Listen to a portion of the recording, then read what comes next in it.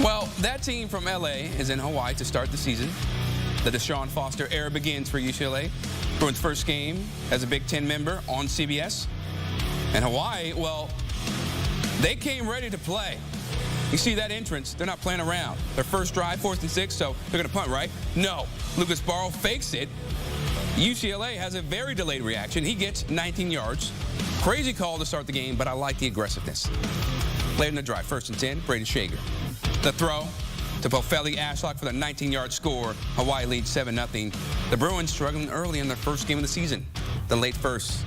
UCLA still down 7-0, 3rd and 5. On Hawaii 6. Ethan Garbers rolls out to his right, looking. Picked off by Jalen Smith in the end zone. Tough first half from Garbers, to say the least. It gets worse. 1st and 10 on their 6. Garbers almost taken to the ground in the end zone, so he decides to throw it to avoid the safety. Only problem is he finds Logan Taylor, who plays for Hawaii. That will lead to an Hawaii field goal to go up 10-0 at the half. Third time being shut out for UCLA for the first half, in the last 5 seasons. Now, their first drive in the second. They're still down 10-0.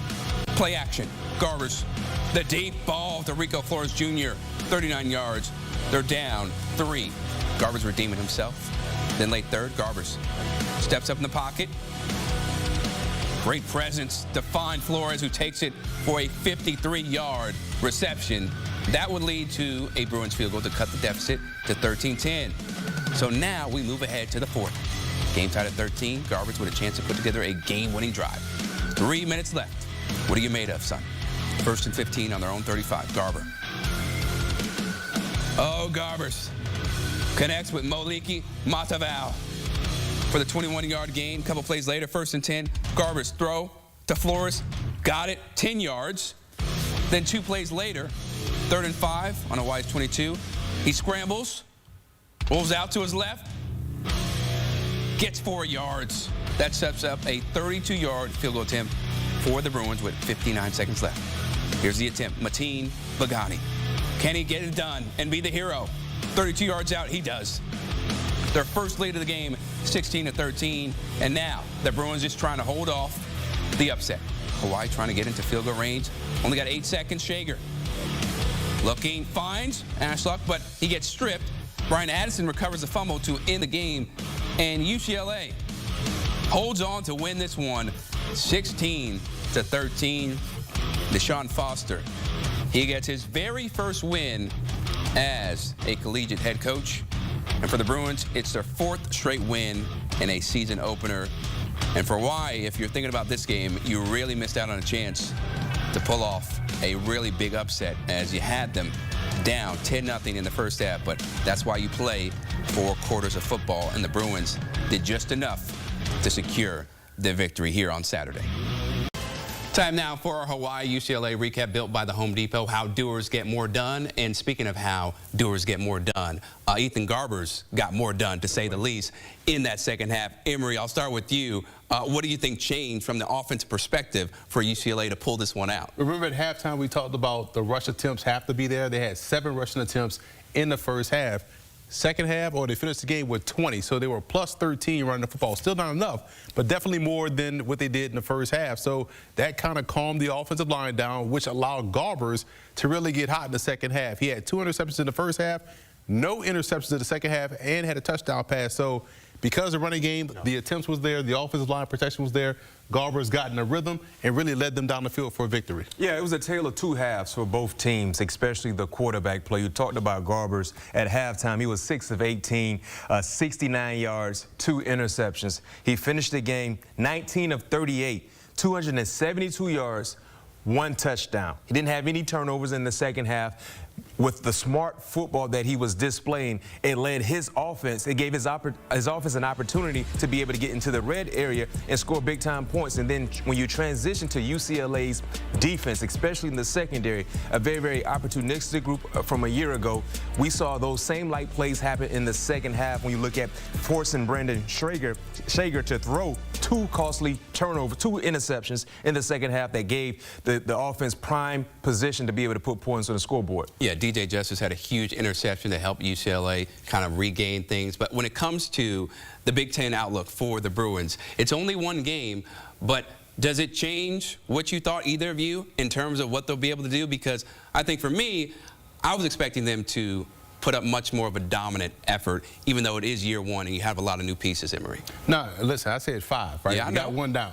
1 down, 4 more to go, guys. So, and for me, when you're thinking about UCLA and how they played, the reason why I like victories like this for young teams and new coaching staffs, because this is something that they can hang their hats on. Hey, look, guys, we fought through this adversity. We played our worst game, and we were able to come out on the other side and do a great job to finish strong and not only play better, but also win. So this is the type of foundational games that can be built so that way they can go down that stretch of tough games that they have and maybe pull off 5 or 6 wins. But, I still say 5. But, so you got 1.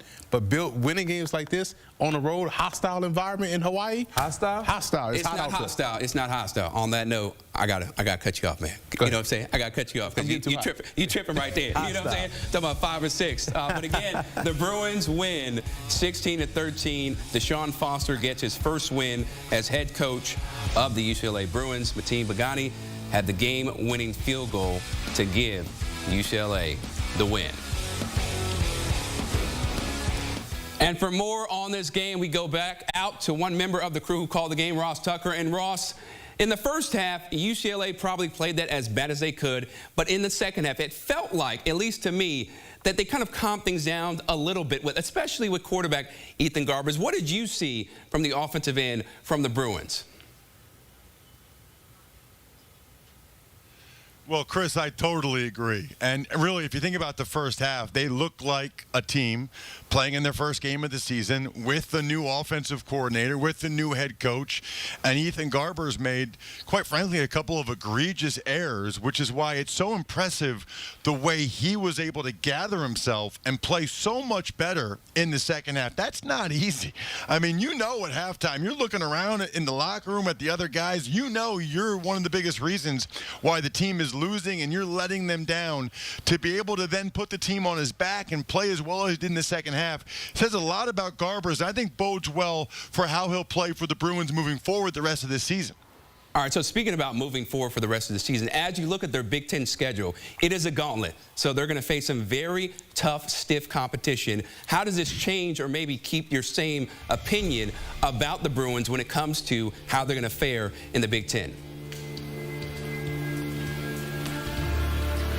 Well, I think the way they played in the second half makes me think that they can be pretty competitive with almost everybody they play against in the Big Ten. I mean, the first half obviously was about as bad as it gets, being down 10-0 to Hawaii. But in the second half, they slowed down Hawaii's high-powered run-and-shoot offense. I mean, all Hawaii got in the second half was 1 field goal, and then obviously UCLA able to score all their points in the second half. So if they can keep playing, in their Big Ten slate the way they did in the second half, I think they'll be right there because they've got legit talent almost everywhere you look. Harden in the backfield, Garbers at quarterback, their receivers. They obviously have some really good players on the defensive side of the ball as well. So I think the talent is good enough that they can be a solid, competitive Big Ten team and be in the mix for a bowl as long as they're able to play the way they did here in the second half tonight. All right, so yeah, that's something that they're going to have to keep going forward. But when it comes to the Hawaii Rainbow Warriors, right, they had a great first half, or a good first half. Then in the second half, they kind of made some bad mistakes, right?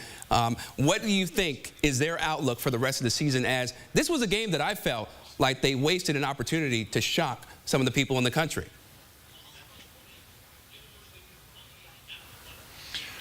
Totally agree. Yeah, I mean, they had the game. They were in control. They obviously dominated the first half. I think that's one of the reasons why you need to give UCLA's coordinators some credit for the adjustments they were able to make in the second half to really stifle Hawaii's offense. I think Shager, the quarterback, Braden Shager, being banged up with his ankle was a factor in the second half as well. Hawaii had some drops. I think that they will be one of the better teams in the Mountain West. I really do. There's some good teams. We saw what Boise State and Ashton Genty did today. We saw what UNLV did tonight. But I think Hawaii has the firepower and the returning starters and experience to be in the top half of the league and to be in this thing until the end. That definitely wouldn't surprise me, especially with a guy like Pofele Ashlock. He was locked in, one of the most exciting players in the game here on Saturday. Ross Tucker, we appreciate the time, man.